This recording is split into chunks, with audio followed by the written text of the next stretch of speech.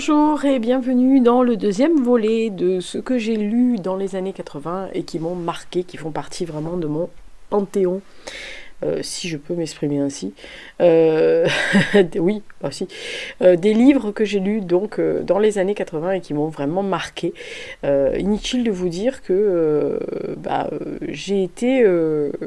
voilà, j'ai regardé mon carnet pour ne rien vous cacher, parce que voilà, il y a quand même pas mal de livres que j'ai lus dans les années 80 et faire le tri, comme je vous le disais dans le premier volet, que je vous mettrai dans la barre d'infos ou dans le i juste là, franchement ça a été très compliqué. Alors, je rappelle, avant d'attaquer directement au sujet, de ne pas faire le blabla aussi long que la dernière fois, puisque la dernière fois c'était vraiment le volet 1, donc j'ai expliqué pourquoi, comment, etc.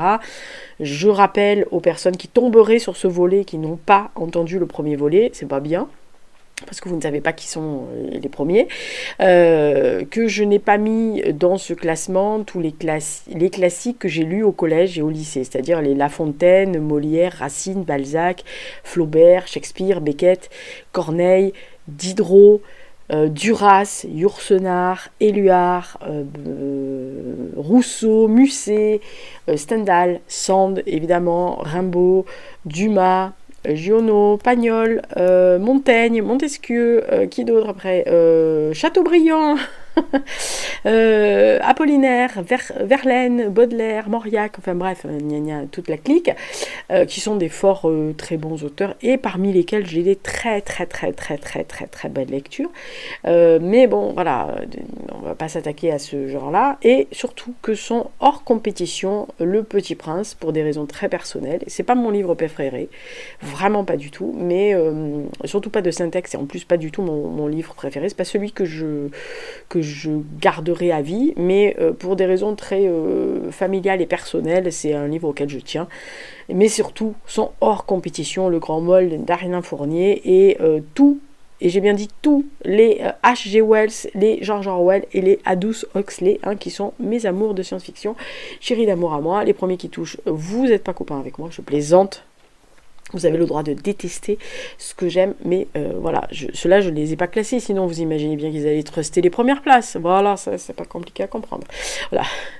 Alors, le mois précédent, et peut-être pour attirer le chaland sur la vidéo précédente, j'ai parlé de La Princesse de Clèves, des Liaisons dangereuses, du Dernier jour du condamné, de 93, de Cyrano de Bergerac, de l'Aiglon, de La Princesse Lointaine, Le Silence de la mer, Le Portrait de Dorian Gray, La Nuit des temps, 100 ans de solitude, Dracula, et nous avons fini par Si c'est un homme de Primo Levi. Ah, autant vous dire que quand même, là, il y avait du boulot. Voilà. Alors, nous voici avec le deuxième volet. Deuxième volet où nous avons... Alors, attendez, je compte parce que je les ai listés sur un post-it. Alors, 1, 2, 3, 4, 5, 6, 7, 8, 9, 10, 11, 12, 13 et 14. Eh bien, allons-y Lisa, sinon ça va durer 4 heures. Alors, après, je rappelle que je ne fais pas les résumés, que je dis juste ce que moi j'en ai ressenti. On est bien d'accord sur la question. Voilà, non, parce que sinon, c'est pas possible. Et puis, c'est pas ma vocation de faire une vidéo slash podcast slash illustré, enfin, en tous les cas, un podcast illustré sur YouTube, de faire un cours de littérature, c'est pas mon boulot, voilà, mais de vous faire partager mes lectures pour qu'on puisse en discuter en commentaire ou que vous puissiez en discuter hors champ avec d'autres personnes, pour vous montrer moi ce qui m'a formé dans mes années de lecture. Je rappelle que dans les années 80, j'avais entre 10 et 19 ans. Voilà, donc il y a des livres que j'ai lus assez jeunes et que j'ai lus hors programme et qui m'ont formée parce que j'ai eu la chance d'avoir accès à tous ces livres-là grâce à ma famille et que j'avais, voilà, qui étaient dans les bibliothèques et que j'avais des gens qui étaient des très grands lecteurs autour de moi et qui m'ont littéralement donné des livres à lire parce que il s'est aperçu que la gosse depuis ses 3 ans, mais surtout depuis ses 6, lisait tout ce qu'elle trouvait et que oui, bien sûr, j'ai commencé par La Comtesse de Ségur, La Bibliothèque verte et rose comme tout le monde, mais que voilà, très vite on m'a donné Jacques le Croquant, etc., etc. Donc vous imaginez bien que voilà, on m'a pas, ça a été du bouffage de livres, mais du bouffage de livres avec quelqu'un à chaque fois, au début de mes petites années, pour m'expliquer m'expliquer ce que je comprenais pas, les mots. Bon, bah ça, à l'époque, on me disait, si tu connais pas le mot, tu vas le chercher dans le dictionnaire. Ça aide. Et surtout qu'on m'expliquait les thématiques, ce que j'en avais retenu. On me demandait ce que j'en avais retenu, ce que j'avais compris. Et quelquefois, ben voilà, ce que j'avais retenu, c'était à la portée de mon âge. Évidemment, et donc on me donnait, on m'aiguillait sur d'autres thématiques qui étaient présentes dans le livre, et donc bah, évidemment ça a formé mon envie de lire autre chose. Voilà. C'est un peu comme ça que ça s'est formé, mais voilà, j'ai eu cette chance-là. C'est pour ça qu'il y a des livres que peut-être que vous avez lus, je sais pas, dans votre vingtaine ou trentaine, parce que bah, vous vous êtes dit, ah non mais ça je peux pas le lire, voilà. Ou alors que vous les avez lus à l'école parce qu'ils étaient imposés, que ça vous a tellement gonflé que vous les avez même pas finis, ou que vous en avez une très mauvaise opinion parce que bah, justement, on vous a obligé à le lire, voilà. Alors, premier, donc on commence. Le premier que j'ai donc lu, j'ai mis donc à la suite de Primo Levi, c'est Platon, le banquet de Platon. Alors, je dois avouer que le banquet de Platon, c'est quelque chose qui m'a fait un peu peur. J'ai lu La République un peu plus tard, mais j'ai lu celui-là en premier, parce qu'en fait, j'avais une professeure de français qui... alors j'ai noté que je l'ai lu en quatrième, enfin en marge de la quatrième, entre la quatrième et la troisième, qui nous avait parlé de ce livre-là en classe en nous disant que ça parlait d'amour. J'avais 14-15 ans. Vous imaginez bien que la bête, elle s'est dit, tiens, peut-être qu'ils vont me donner des clés. Voilà, voilà. Alors on est en vérité dans un dialogue autour d'un repas. Il y a, je sais plus combien ils sont, mais je crois qu'ils sont 7 autour de la table, ou 8, 7 ou 8, je crois. 7, je crois. Mais enfin bon, bref, il y a plusieurs, on va dire, amis de Socrate qui, en fait, est invité à un petit repas entre amis.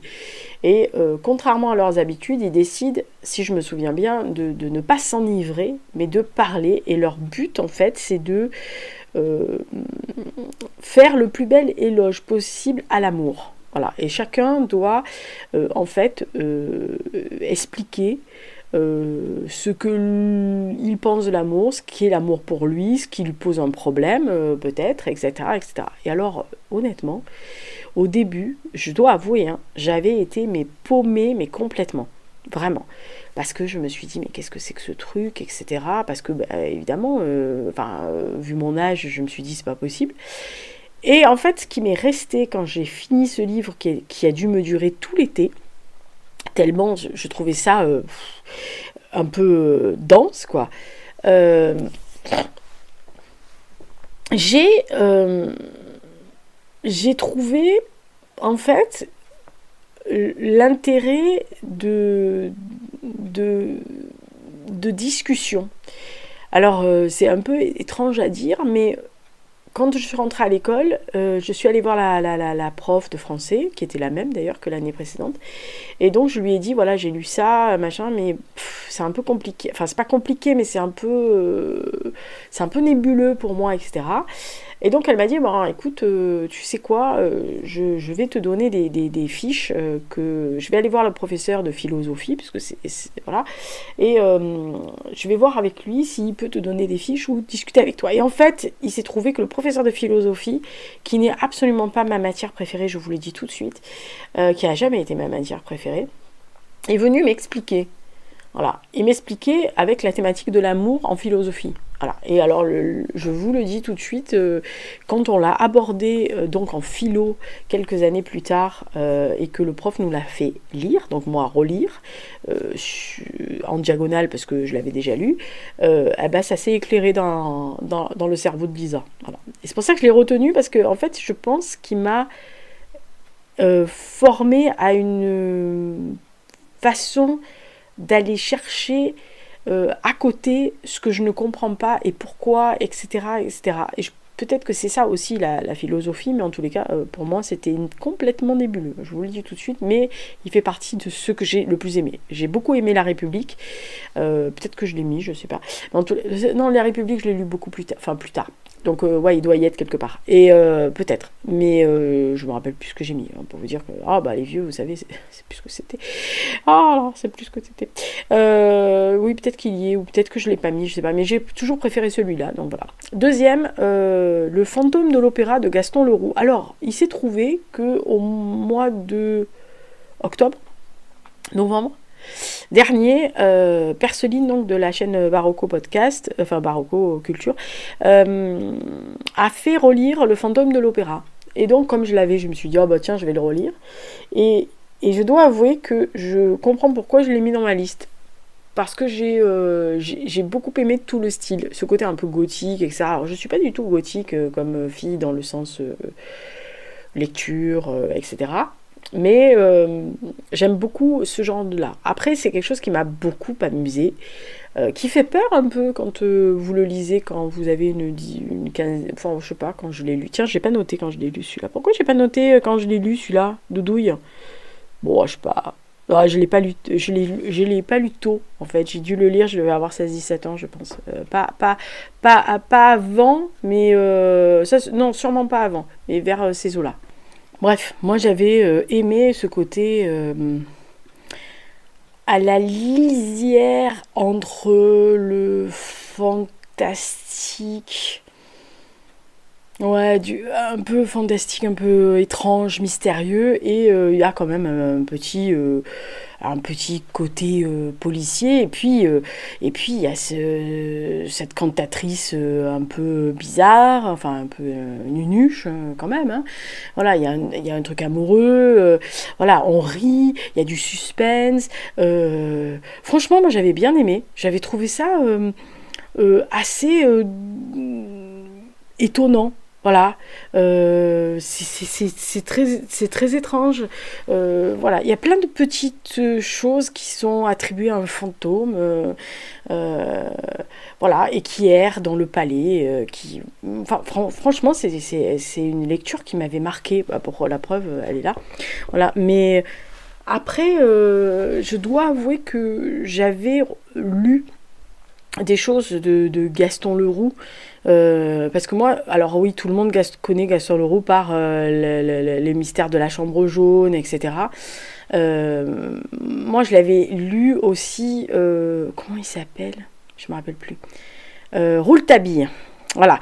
Et je dois avouer que j'avais commencé par Rouletabille. J'avais trouvé ça assez drôle. Je crois que ça s'appelait Le crime de Rouletabille. Oui, le crime de Rouletabille. Et donc en fait j'avais lu ce truc-là et j'avais trouvé ça assez drôle et donc j'en étais venue évidemment après. Mais je préfère honnêtement le fantôme de l'opéra, comme quoi, vous voyez, voilà. Le suivant c'est une entité. Puisque c'est un seul et même auteur, c'est l'entité de Albert Camus, La peste et l'étranger. Alors, j'aurais toujours on va dire, un faible, plus pour l'un que pour l'autre. Je préfère beaucoup plus La peste que l'étranger, comme quoi, voilà, mais c'est pas toujours le cas pour tout le monde. En fait, c'est 2 livres que j'ai lus pour des fiches de lecture. C'est-à-dire que c'est 2 livres qui étaient au programme, je crois, de l'année suivante. Et comme j'avais un camarade qui était dans la classe supérieure à la mienne, lui devait préparer ses fiches de lecture, c'était des fiches de lecture d'été je crois, pour la rentrée d'après. Et donc en parlant, il dit je vais lire cela. J'ai mais moi je les ai dans la bibliothèque, donc j'ai demandé à mes grands-parents, puisque j'étais chez eux l'été, si je pouvais les lire. Et ma grand-mère m'avait dit oui, mais enfin bon, c'était quand même, c'est un peu jeune quoi, je sais pas, je devais avoir 15 ans, et donc mais je vais les lire.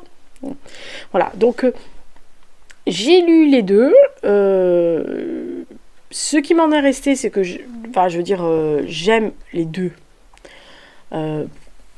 J'aime les 2, oui, j'aime les 2, mais j'ai quand même beaucoup plus on va dire, d'affinité avec La peste. Alors, je sais que c'est peut-être pas celui qui est le plus... le préféré, on va dire.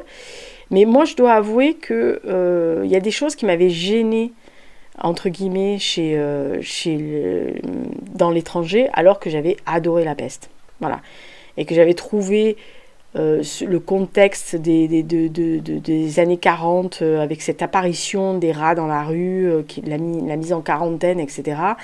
Évidemment, c'est une transposition de l'occupation allemande et du contexte de la résistance. C'est peut-être ça qui m'avait à l'époque plus attiré que l'étranger qui me parlait moins. Après, il faut avouer que je n'ai pas relu ni l'un ni l'autre. Voilà, je dois, honnêtement, je n'ai jamais relu ni l'un ni l'autre. Même quand on les a fait en classe, alors on a fait La Peste, mais comme je l'avais déjà lu, je ne l'avais pas lu. Et on a fait L'Étranger. Est-ce qu'on a fait L'Étranger? J'en sais rien. On en a parlé en tous les cas, je crois. Mais je ne pense pas qu'on les lit dans la classe, mais je ne les ai pas relus depuis. Donc je ne sais pas du tout si j'aurai la même vision maintenant. Voilà. Mais je les ai associés parce que pour moi, comme je les ai lus dans la foulée l'un de l'autre, pour moi ils sont indissociables. Mais j'aurai toujours une grosse préférence pour La Peste. Autre livre, donc, celui-là c'est évident, parce que quand on me l'a mis entre les mains, je suis tombée complètement amoureuse du roman. C'est Le Parfum de Patrick Süskind. Donc c'était sous-titré à l'époque. D'ailleurs, je vous ai trouvé ma version poche. J'ai essayé de vous trouver, alors je vous le dis, j'ai essayé de vous trouver les couvertures dans lesquelles je les ai lues. Donc si vous les avez à l'écran, c'est les couvertures des livres que moi j'ai lus. C'est mes couvertures à moi. Alors pas toutes, parce que j'ai pas pu les prendre en photo. Donc, mais je suis allée chercher, des fois j'ai cherché pendant au moins 20 minutes une couverture parce que je trouvais pas ma couverture à moi. Donc comme quoi, voilà. Et là c'est ma couverture. Et effectivement, vous voyez, il y a écrit sous-titrage. Ça, je me rappelais, c'était Histoire d'un meurtrier. Et ça m'avait marqué. Et ce qui m'a marqué, c'est que j'ai senti le roman. Et je l'ai relu une autre fois. Oh là là, j'avais plus de 30 ans. Et je sens le roman. Voilà, c'est la première fois de ma vie, alors de lectrice, et vraiment, c'est la première fois de ma vie que j'ai lu en odorama. Est-ce qu'on peut dire ça comme ça? Oui, si, on peut dire en odorama. C'est la première fois de ma vie. Voilà, c'est un livre qui m'a... je sais pas comment expliquer ça. Qui m'a soulevé le cœur. Voilà, il m'a vraiment soulevé. Et j'ai trouvé, mais je me souviens d'avoir dit que j'avais absolument adoré le personnage. Et que c'était un personnage que j'aimais, alors que c'est... à ma boule. Enfin, c'est un tueur en série. Après, c'est un tueur en série qui a eu une idée très belle de développer le parfum. Mais franchement, j'ai trouvé ça absolument sublime, quoi. Voilà, vraiment, l'ambiance, les descriptions, l'histoire, la plume et surtout le personnage. Voilà, après, il s'est trouvé qu'il y a un film qui est sorti qui s'appelle Le Parfum. Je sais plus, c'est 2006. Alors, et donc, oui, ça doit être 2006. Oui, c'est 2006. Avec, donc, dans le rôle de Grenouille, un de mes acteurs chéris d'amour que j'aime à moi, qui est Ben Whishaw. Inutile de vous dire que je couinais comme un goré au cinéma. Voilà, ça c'est fait. Ah bah, comment Lisa se ridiculise, c'est assez évident. Donc, Le Parfum. Ouais. Autre livre, Le Petit Chose de Alphonse Daudet. Alors, Le Petit Chose a une histoire. Je l'ai lu, j'avais donc 11 ans.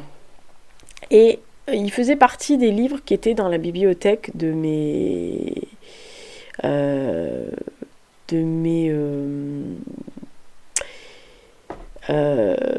comment expliquer? Oui, de mes grands-parents paternels, parce que en Provence, quand vous vivez en Provence, vous avez forcément des romans qui sont, ou des auteurs, dans les lectures que vous proposent les maîtresses, les professeurs, etc. Vous avez des locaux. Voilà. Par exemple, en Dordogne, on avait forcément Eugène Leroy, on avait forcément des gens du cru, des gens comme effectivement Montaigne, Alfred de Vigny, des gens qui étaient du cru. Voilà.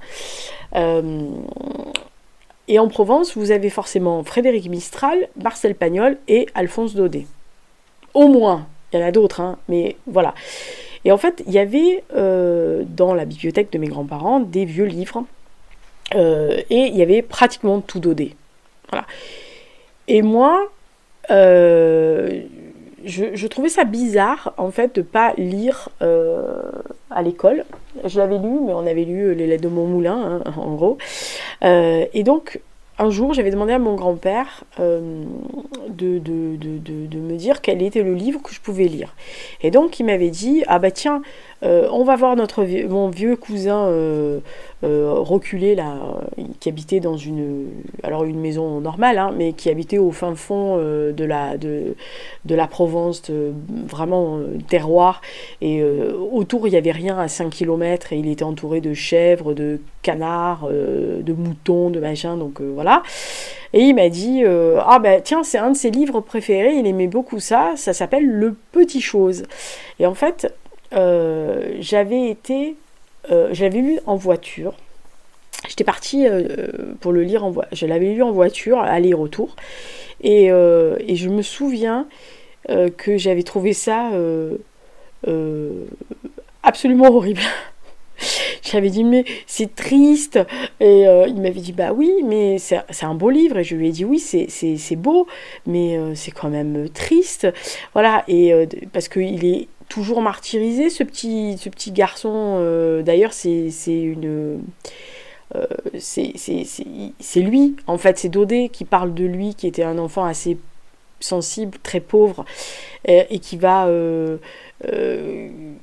avoir du mal parce que il y a toujours quelqu'un qui le martyrise, il y a des camarades plus riches que lui, voilà, et quand il va grandir et qu'il va s'enfuir à Paris, il a 2 francs 6 sous pour manger, etc. Mais vraiment, j'avais trouvé ça magnifique. Alors j'avais trouvé ça très triste à l'époque, vraiment, mais c'est un livre qui m'avait marqué, mais vraiment qui m'avait marqué parce que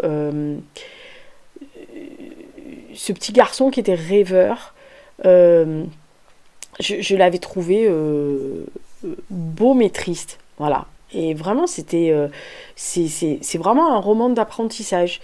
Et je me souviens quand j'étais arrivée chez le vieux cousin, qui avait vu mon livre sur la banquette avant, parce que je rappelle qu'à cette époque, les enfants remontaient à l'avant sans ceinture. Hein.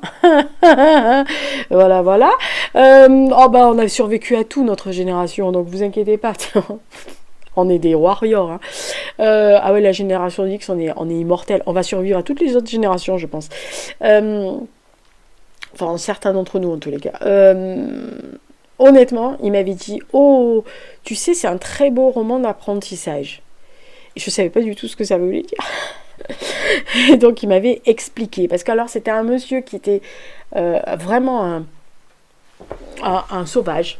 C'était vraiment un sauvage, vraiment quelqu'un qui vivait simplement, qui allait au marché vendre ses affaires, etc. Ah, attention, c'était pas un pouilleux, hein, mais c'était un sauvage, voilà, vraiment un sauvage, un solitaire, voilà, un vrai solitaire, mais qui aimait lire.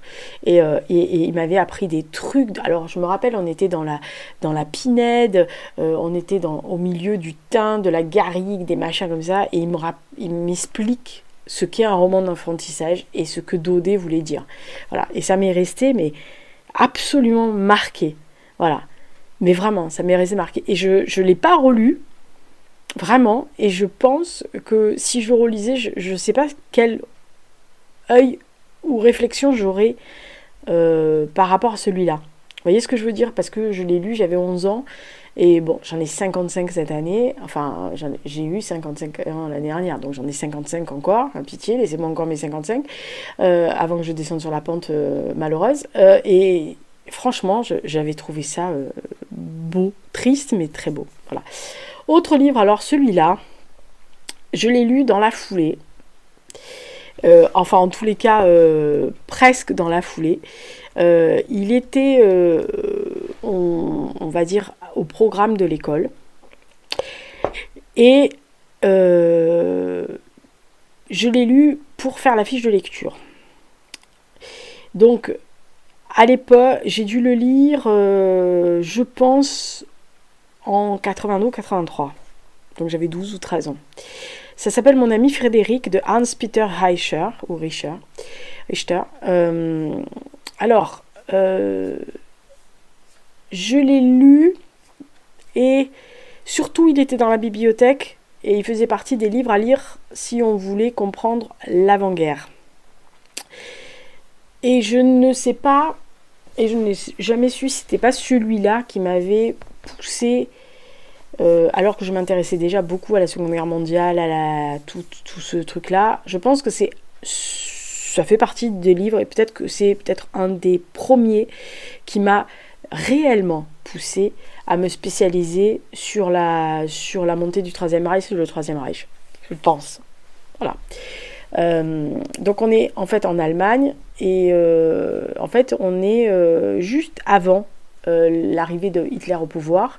Donc il y a 2 enfants, dont un qui s'appelle Frédéric, mon ami Frédéric.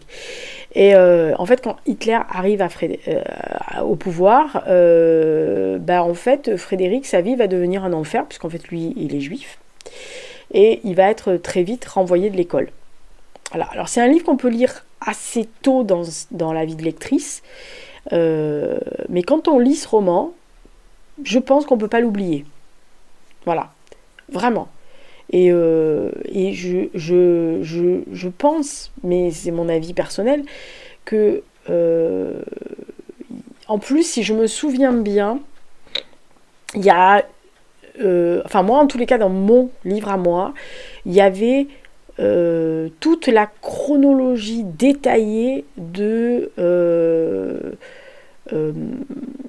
l'avant des lois de Nuremberg et d'après. Voilà. Donc vraiment, il y avait une chronologie et je pense que c'est ça qui m'a véritablement attirée sur cette période-là et en tous les cas sur ce truc-là. Et surtout aussi de comprendre le mécanisme et du fait que les enfants en fait ne se posent pas toutes les questions. C'est pour ça que ça a été si facile et qu'il y a des gens qui disent je comprends pas comment ils ont pu basculer, parce que en fait à un moment donné, quand on est adulte on se pose des questions, enfin dans la théorie, voilà. Mais les enfants ça se pose pas, les enfants ou les ados ou les plus jeunes ados, enfin les jeunes adultes, quelquefois se posent pas les bonnes questions. Excusez-moi, on a tous été jeunes, voilà. On veut révolutionner l'histoire, on veut révolutionner le pays, on veut révolutionner la société. Et en fait, quelqu'un va vous offrir, par le biais du conditionnement de certains groupes, comme les jeunesses hitlériennes, en tous les cas pour ce roman-là, mais pour d'autres choses, va vous offrir la possibilité d'être en groupe, avec des gens qui pensent comme vous, qui réagissent comme vous, qui vont faire les mêmes actions que vous, une émulation de groupe. Alors ça s'explique très bien après en histoire et ça s'explique très bien au niveau de la manipulation de l'esprit, du conditionnement. C'est un mécanisme qui se met dans toutes les dictatures, ne vous inquiétez pas, du fait que nous ne sommes donc pas en dictature. Non mais bon, il y en a qui adorent penser qu'on est en dictature. On va te les envoyer en Corée du Nord, moi ça va être sympathique. Mais sérieux, allez faire un stage en Corée du Nord, vous allez voir ce que c'est une dictature, ou en Iran. Bon après, en Iran, c'est 2 pays où vous rentrez, vous sortez plus. On est bien d'accord sur la question ? N'y allez pas. Voilà, donc imaginez juste. Mais c'est un roman qui m'avait marqué pour ça. Voilà, et vraiment, ce que je me souviens, c'est que j'avais trouvé ça déjà premièrement très injuste, et 2, que j'avais à la fois été happée par les rouages du nazisme, mais que je voulais démonter ce que je savais. Et je pense que c'est comme ça que m'est venu le fait qu'il fallait que je me spécialise là-dedans. Voilà, comme quoi, vous voyez, un livre peut influencer le reste. Donc mon ami Frédéric. Alors le suivant, c'est un livre que j'ai dans la bibliothèque et qui, pour ne rien vous cacher, est un livre que je vois pratiquement tous les jours quand je suis dans ma maison familiale, parce que j'ai une bibliothèque, on va dire, devant laquelle je passe pour aller dormir. Et ce livre-là est en tête de gondole, on va dire. C'est Le pain de l'étranger de Henri Troyat. Alors, c'est un roman assez court, mais qui tout de suite vous plonge dans le bain de cet homme qui est veuf, qui vit en banlieue parisienne et qui vit avec des gens sur son domaine. En fait, il y a un domestique, enfin il y a la domestique et son mari, je crois, son mari, oui, qui est jardinier. Et en fait, il va arriver quelque chose que je ne peux pas vous dire et qui va troubler la tranquillité. Et alors, toute cette histoire se déroule facilement. Et la fin m'a littéralement clouée sur place. Vraiment. Je l'avais pas vu venir. Vraiment. Et j'ai trouvé que c'était un conteur absolument. Parce que c'est une histoire au début simple, sympathique, qui va virer au drame absolu. Voire au sordide. Voilà. Mais j'avais trouvé, mais ce livre-là, mais ça m'est resté dans la tête, mais je pense qu'il m'est resté dans la tête pendant des années et des années et des années. Voilà. Alors en plus, comme j'y passe devant à chaque fois, maintenant, je me dis, ah oui, c'est vrai, c'est un beau et tout, et c'est vrai que c'est un roman assez dur sur notamment le deuil, l'amour filial, enfin, il y a plein de choses dedans, et c'est vraiment, vraiment un très très beau livre. Et vraiment, je l'ai lu. Ma grand-mère aimait beaucoup Henri Troyat. Et en fait, je pense qu'elle l'a acheté à la sortie. Je pense qu'il a dû sortir dans 1983, je crois. Enfin, en tous les cas, je l'ai lu quelques temps après. Et je trouve que c'est un roman à lire. Alors après, je sais pas s'il est lu. Je pense pas qu'il soit. Je l'ai jamais eu au programme de l'école. Mais je sais même pas si on relit encore Henri Troyat. Grande question, ça m'étonnerait. Enfin, si, il y a des gens qui doivent le lire, mais est-ce que parmi les jeunes, ça se lit encore? Ça m'étonnerait. Et ensuite, on passe à deux romans qui, comme vous voyez sur la couverture, c'est De la Terre à la Lune et Autour de la Lune de Jules Verne. Alors, écoutez, je peux même pas vous expliquer parce que moi, Jules Verne, j'aurais pu le mettre dans les inconditionnels de Wells, Orwell et Huxley, mais ouais, Jules Verne, c'est quelqu'un que j'ai découvert parce que mon grand-oncle me le lisait. Et après, je l'ai lu, bien sûr. Mais au début, c'est lui qui racontait les histoires le soir sur le banc. Et donc, il comptait. En plus, il déclamait très bien. Il lisait formidablement bien avec les intonations, etc. C'était vraiment un conteur. Et Jules Verne, c'est ma Madeleine de Proust, en fait, en gros. Vous voyez ce que je veux dire? C'est... alors oui, j'ai adoré et j'ai mis celui-là parce que je pense que je l'aime vraiment énormément. Mais je dois avouer que c'est un roman, enfin c'est un auteur dans son ensemble, en fait. On va dire dans son ensemble. C'est un roman dans son ensemble que j'ai absolument, je ne peux pas vous dire l'effet que Jules Verne fait chez moi. C'est-à-dire vraiment, il me plonge dans un truc, il me met hors du temps. C'est-à-dire que quand je lisais Jules Verne, j'étais plus là. J'étais plongée dans son univers et je n'entendais plus rien. D'ailleurs, je me souviens d'avoir lu dans les pièces en haut de la maison, alors ce que nous on appelle le grenier, mais qui est en vérité un grenier aménagé avec des lits, etc. C'était un peu la chambre des gosses, quoi. Enfin la chambre des gosses. C'était la chambre de moi, parce que j'étais la dernière et mes cousins étaient beaucoup plus grands, donc ils n'étaient jamais là. Mais avec mes potes, mes amis d'enfance, et en fait c'est notre lieu sacré. Donc quand je devais lire, j'allais là-bas parce que j'étais tranquille, il n'y avait pas d'adultes et personne ne m'emmerdait, et on venait me chercher.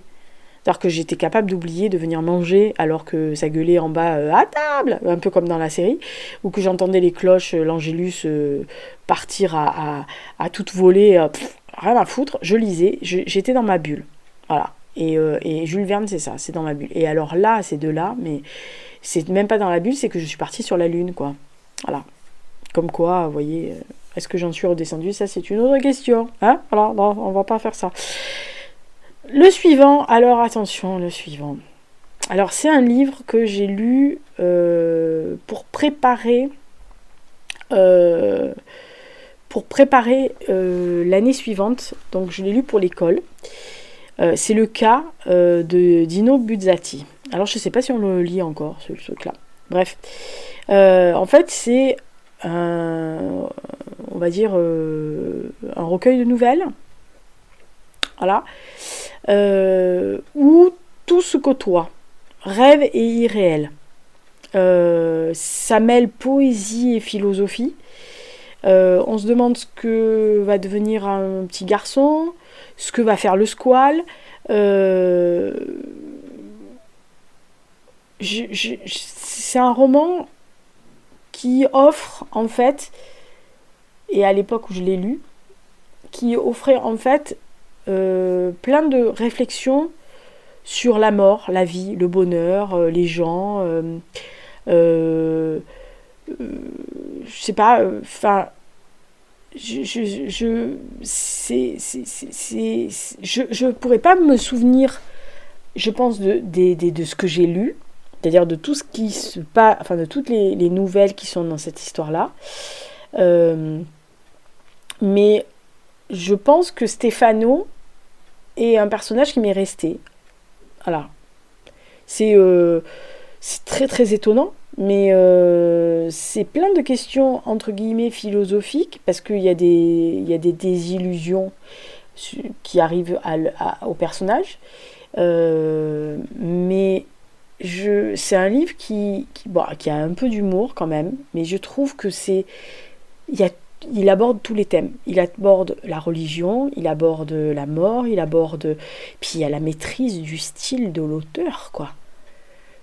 Moi, c'est ce qui m'est resté dans la tête, c'est la richesse qu'il y avait à chaque nouvelle, à chaque aventure qui arrivait.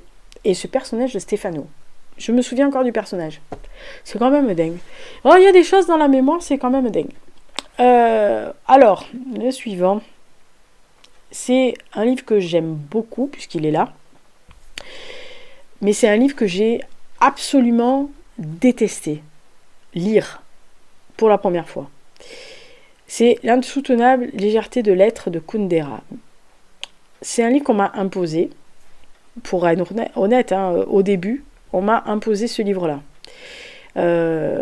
J'avais donc un des cousins un des cousins de mon grand-père maternel qui adorait ce genre de truc, ce genre de livre. Et il me dit si tu veux savoir ce qu'il en est, il faut lire ce genre de livre. Ok, super. Et il me le fout entre les mains. Vous savez, comme les vieux oncles qui vous mettent quelque chose. Voilà. Et il me dit, il faut le lire. Et d'ailleurs, je vais le lire avec toi. Enfin, je vais le relire avec toi. On va le lire. Alors maintenant, c'est très commun de dire lecture commune, mais c'est ce qui s'est passé. Et au début, j'ai trouvé ça particulièrement chiant. Non, mais je vous le dis. Donc, je l'ai lu, mais ça m'a gonflé. Et il s'est trouvé que quelques années plus tard, peut-être un an ou deux, il est arrivé sur la table en cours de philo. Voilà.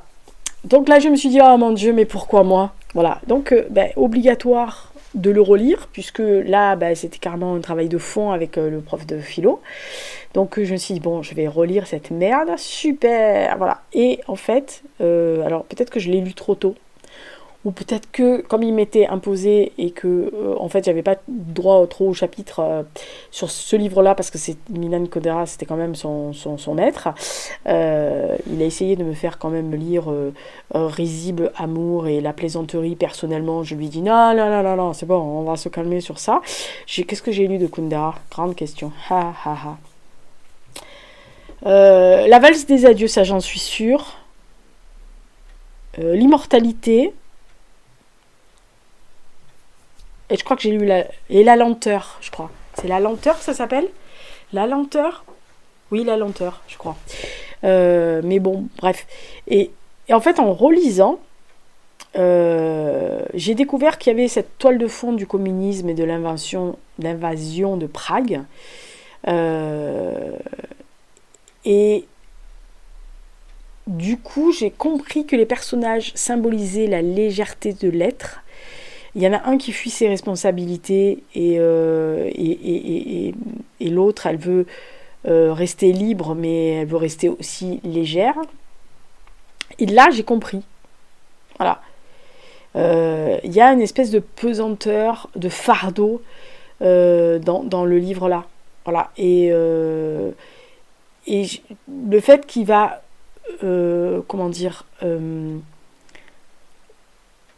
finir par rester, entre guillemets, plus ou moins, quoi. Voilà. Et moi, ce que j'ai aimé, alors ce que j'ai découvert, voilà, et c'est le prof qui me l'a fait découvrir, et c'est pour ça que c'est resté un de mes livres préférés après, c'est que c'est tout le contexte derrière, le réalisme socialiste, la négation de l'individualisme. Moi qui étais plongée dans le Troisième Reich, je vous dis même pas comme j'étais dans mon élément là-dedans. Et cette façon d'être forcé à adhérer à une idéologie quand on fait partie d'une masse. Dans la NAS, comme je les appelle. Vous savez, je pense que si vous me suivez depuis un moment, vous savez très bien que j'ai un esprit assez libre, que j'aime pas les communautés d'idolâtrie. C'est pas ma came. J'ai jamais été comme ça, parce que, alors peut-être justement parce que j'ai étudié ça et que j'ai vu les ravages que pouvait faire une masse de personnes, un groupe qui s'amassait et qui voulait absolument imposer une idée à d'autres et qui forcément arrivait à amalgamer tout le monde, parce que la plupart, et un peu comme le général le disait, il y a des moutons. Mouton, moutonne. Commencez pas à vous formaliser parce que je dis mouton. Mouton ou moutonne. Moi, je les appelle les moutons.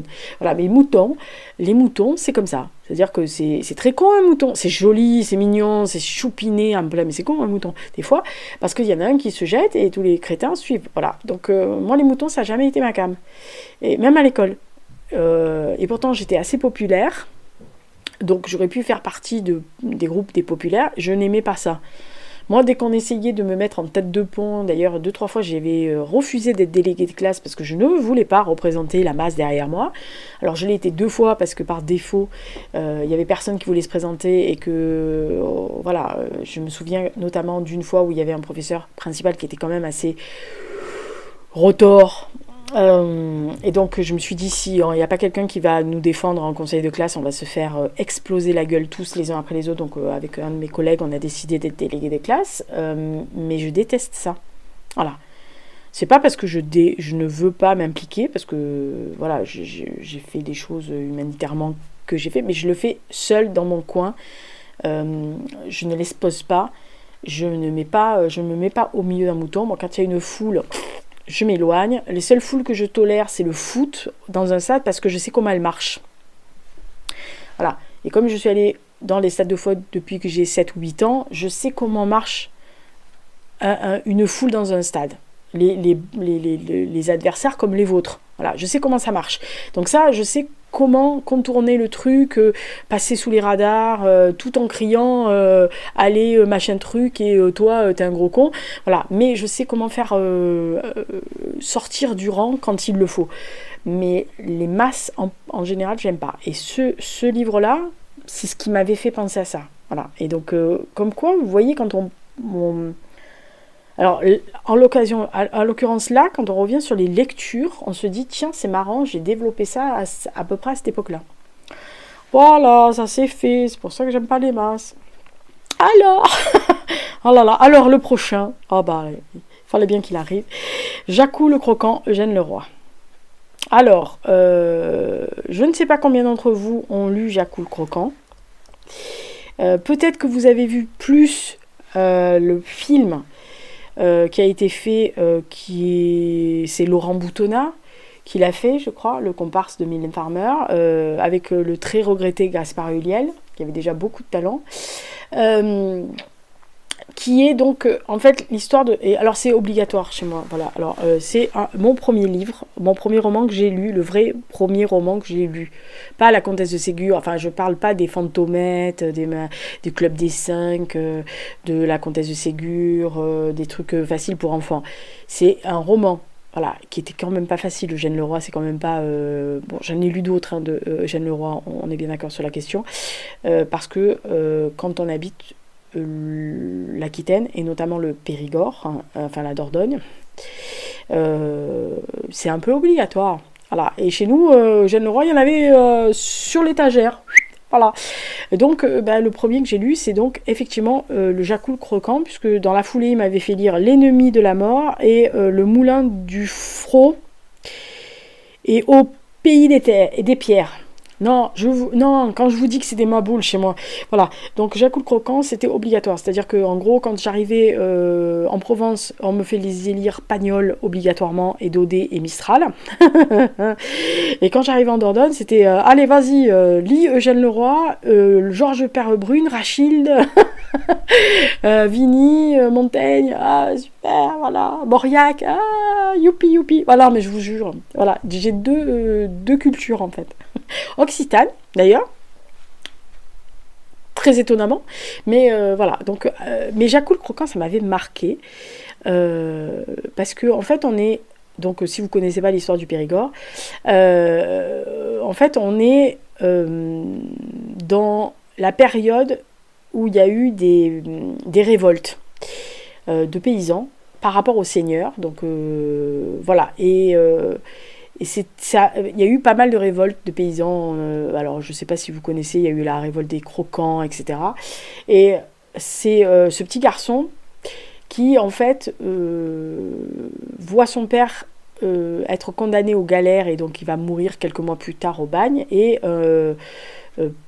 quelques années plus tard, en fait, il y a une révolte qui est mise en place, et contre le fameux comte de Narsac, et qui était responsable de l'arrestation du papa. Et ce jeune homme, qui est devenu un jeune garçon, décide de prendre la tête de la révolte paysanne. En fait, il va rassembler les paysans pour aller, en gros, combattre le comte de Narsac. Et donc il va y aller, il va y aller, comment dire, par vengeance principalement, et c'est vraiment petit à petit on voit ce paisible, ce jeune homme arriver à sa fin. Voilà, moi j'avais trouvé ça, mais quand on est jeune, Jacou le Croquant, c'est absolument génial à lire. Alors je crois qu'il existe une BD, je crois. Je voudrais pas vous dire de bêtises, mais il me semble que oui. Voilà, donc si vous avez l'occasion un jour de le lire, n'hésitez absolument pas. Voilà, il fait partie des livres que je voulais relire, faire une lecture commune cette année, mais bon, au final, tout le monde a préféré faire le hussard sur le toit. Mais un jour, je le relirai. De toute façon, je les ai, donc je peux le faire. Mais vraiment, c'est un... Voilà, c'est vraiment un livre qui, en plus, plonge dans ce monde entre deux, on va dire. Je crois que c'est dans les premières années de la Troisième République, et qui parle aussi de mondialisation, du début de ce genre-là. Voilà. Donc, mais vraiment, Jacou le Croquant, ça avait été un livre qui m'avait marqué. Et c'était évident, mais vraiment tellement évident que je le mette là, que pour moi, il aurait pu être plus haut. On est d'accord sur la question, mais je voyais vraiment pas ce que je pouvais... où je pouvais le mettre plus haut, mais il fallait qu'il y soit. Et l'avant-dernier, c'est donc la chronique d'une mort annoncée de Gabriel Garcia Marquez. Oui, on l'a déjà vu, Gabriel. Donc, écoutez, à un moment donné, Gabriel, c'est Gabriel. Hein, voilà, 100 ans de solitude étant au-dessus. J'en ai lu quand même pas mal de lui. J'ai lu, alors j'en suis sûre, L'amour au temps du choléra, ça c'est sûr. De l'amour et d'autres démons, j'en suis sûre. L'automne du patriarche aussi. J'ai lu d'autres. Qu'est-ce que j'ai lu d'autre? Vivre pour la raconter, je crois. Ça, j'en suis. Mais alors, pas de lettre ou de la lettre de colonel. Pas de lettre pour le colonel. Pas de lettre pour le colonel, je crois. Bon, étant dit que de toute façon, j'ai mis déjà 100 ans de solitude et la chronique d'une mort annoncée, c'était évident. Voilà. C'est une lecture sur la fatalité qui m'a littéralement, comment dire, soufflé. Voilà. C'est une espèce de spirale où toutes les personnes vont vers, entre guillemets, leur fin. Et ça entraîne le personnage et le lecteur. Voilà. Et la façon de comment dire, d'écriture fait que, en fait, on en vient à se demander ou à comprendre aussi que le fameux Santiago est peut-être innocent de ce qu'on l'accuse. Voilà. Mais c'est captivant de bout en bout. En plus, il y a des passages assez complexes parce que je me souviens de m'être dit, putain, ici tu as la Bible. Alors, du coup, j'avais Radio Grenouille, donc je l'avais appelée une de mes tantes qui était très pieuse, donc j'avais dit alors il y a ça, c'est quoi ce truc, et à chaque fois évidemment on me disait il faut lire la Bible. Je dis hop on va se calmer déjà, oui, voilà, ça je le lirai quand je serai vieille sur une île déserte si tu veux, mais on va se calmer. Donc on m'expliquait et j'avais trouvé ça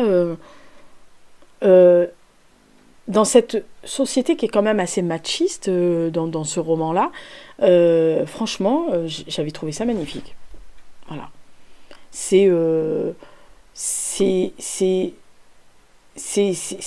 comment on connaît la fin au début, c'est-à-dire qu'on sait qu'il va mourir, tout le monde est au courant sauf lui et sa mère d'ailleurs je crois, mais voilà, mais c'est pas un secret, mais c'est captivant la façon dont il a ce mouvement de spirale, je sais pas quoi dire d'autre, spirale,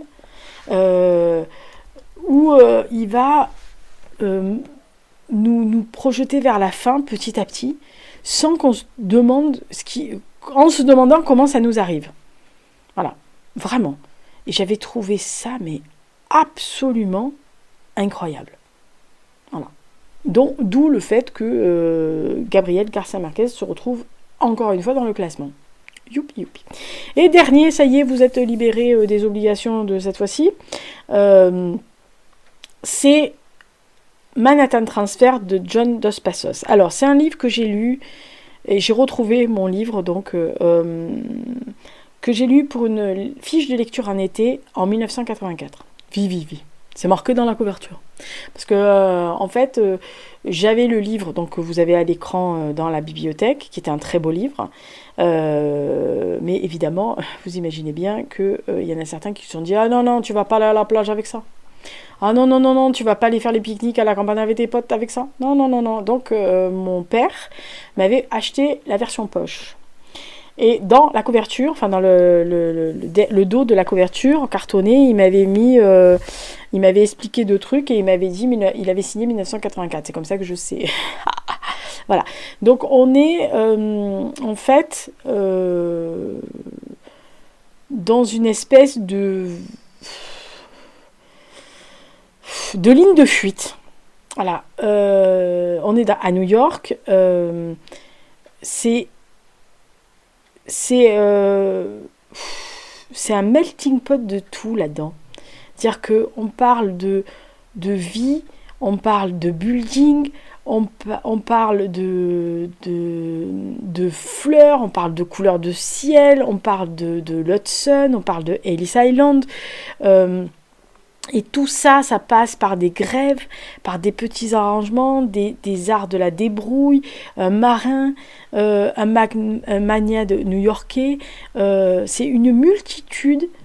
En fait, c'est la démesure de la ville de New York dans les mains de John Dos Passos. Voilà. Moi, quand je l'avais lu, je ne connaissais pas le peintre. Mais comment il s'appelle? Hopper. Je ne le connaissais pas. Et un jour, en parlant avec quelqu'un m'a dit, à l'époque, hein, je parle de l'époque, quelqu'un m'a dit, tu connais pas ces peintures, tu verras, c'est New York. Et c'est un peu Dos Passos. Enfin, c'est un peu Manhattan Transfer. Et moi, je lui dis, hein? Et donc, j'avais regardé, effectivement, c'était ça. Voilà. Et c'est un... Il y a une histoire incroyable dans ce livre-là. C'est un monument, ce livre. Voilà. Je pense... Et alors, il me semble, mais je voudrais pas dire des conneries, mais il me semble... Parce qu'on est au début du XXe siècle. Et donc, en fait, parmi les chapitres qu'il fait, des fois, il y a des chapitres très courts, si je me souviens bien.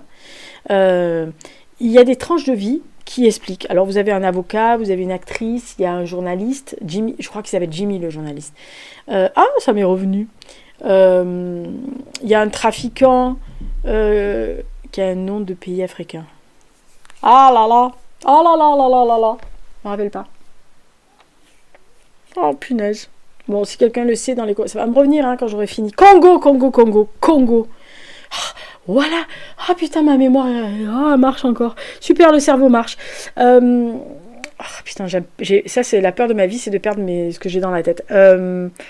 Tout ça, ça fait une espèce de multitude d'histoires partout, dans tous les sens. Alors, c'est pas très optimiste, le livre. Moi, je l'avais trouvé très... très pessimiste quand même. Il est pas gai ce livre-là, mais j'avais trouvé ça magnifique. C'est vraiment... En fait, c'est le versant noir de ce que les Américains montrent en parlant de conquérants qui sont les maîtres du monde, tout peut se faire chez eux, machin, etc. J'avais trouvé que c'était le pendant, c'est le côté obscur de la force, si vous voulez. Voilà. Mais franchement, Dos Passos, ouais. Je l'ai relu, j'avais une quarantaine d'années, je l'ai relu parce que j'avais la fille d'une amie qui l'avait à l'école et sa mère l'avait jamais lu. Et elle m'a dit, putain, j'ai jamais lu ce livre. J'ai dit, moi je l'ai lu. Elle m'a dit, tu veux pas l'aider à comprendre s'il y a des trucs et tout. Donc je l'ai relu plus ou moins en même temps qu'elle pour pouvoir lui expliquer. Et en relisant, j'ai trouvé ça génial. Voilà. Et il me semble, à la rentrée précédente, pas cette rentrée-là de septembre, mais la rentrée donc de 2024, il me semble, à la maison de la presse, où je vais quelquefois chercher mes magazines, ils font les livres des écoles du coin, donc sur les listes des profs. Et en fait, il me semble qu'il y avait... Alors, je l'ai vu parce que j'en suis sûre, il y avait Mon Bel Oranger, un sac de billes, et il y avait Manhattan Transfer. Donc il y a quelqu'un qui a remis Dos Passos au programme. Ou alors il est jamais parti, j'en sais rien. Donc si vous avez des gosses qui sont allés à l'école ces 15 dernières années et qui ont fait des livres dans les classes de collège, parce que nous, ma fiche de lecture c'était 84. Voilà. Donc j'avais 14 ans. Donc voilà. Donc c'était ces périodes-là. Est-ce que vous avez Dos Passos au programme? Voilà. Donc c'est le dernier. Voilà, c'est le dernier de ce volet numéro 2. Donc il y aura forcément un volet numéro 3 pour les années 80. Ce qui est absolument une évidence. Bravo Elisa, elle enfonce encore les portes ouvertes, c'est insupportable. Alors la troisième partie, il y en a énormément. Tenez-vous aux branches, parce que je crois qu'il y en a... je sais pas, je tablerai sur 15 à 18. Non, peut-être pas, mais bien 15. Voilà. Et d'ailleurs, d'où les deux que je vous ai cités, j'en suis sûre, il y a Mon Bel Oranger et un sac de billes, ça c'est sûr. Voilà, mais il y en a qui vont peut-être vous surprendre. Voilà.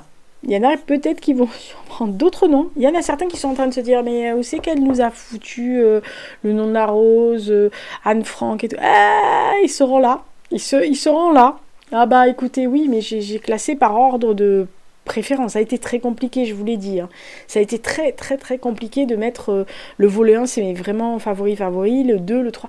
C'est très compliqué. Hein. Alors allez-y, si vous faites ça un jour, vous allez voir, moi j'ai fait comme la Coupe du Monde, j'ai fait des tirages au sort. Hein.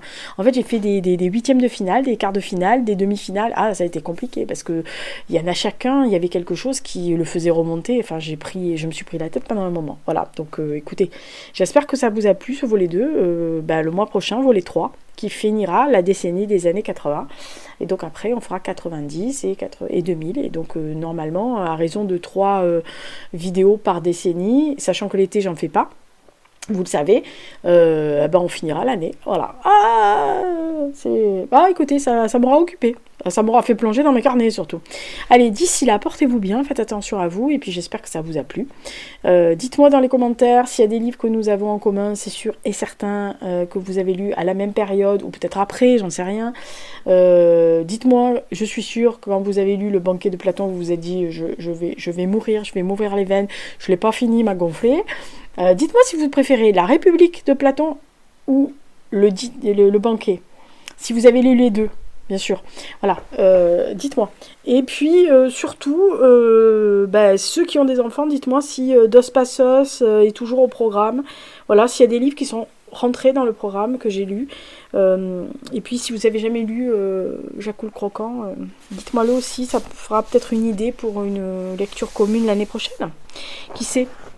Voilà, ou peut-être au mois d'été, même s'il y a Les Ensevelis de Georges de Perrebrune, rien ne nous empêche de faire Jacques le Croquant, qui n'est pas très très long quand même. Voilà, donc on peut le faire aussi. Ça me fera plaisir de le relire. Oh là là là là là. Oh les vieux, ça c'est bon, c'est comme ça, c'est les vieux. Allez, d'ici là, portez-vous bien, bisous bisous, et à la prochaine vidéo. Je ne sais pas laquelle c'est, mais vous verrez bien. Ciao.